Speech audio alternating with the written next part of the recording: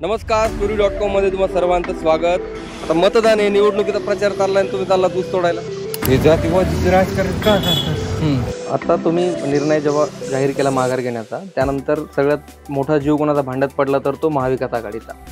मंत्री पंकजा गोपीनाथ मुंडे ही पाठी तुम्ही ठेवली होती आणि नंतर आज पुन्हा एकदा बंगल्याबाहेर पाठी लागली आहे। काय भावना तुमच्या? तुम्ही सुरेश धस यांच्यासाठी प्रचार करणार की आजवे यांच्यासाठी प्रचार करणार? मंत्रिमंडळ विस्तारानंतर सोशल मीडियावरती तुम्हाला ट्रोल केलं जात होतं। ट्रोल करायचं करा, काय ते ढोल वाजवलेला दाखवत, काय आम्ही वाजंत्री दाखवले।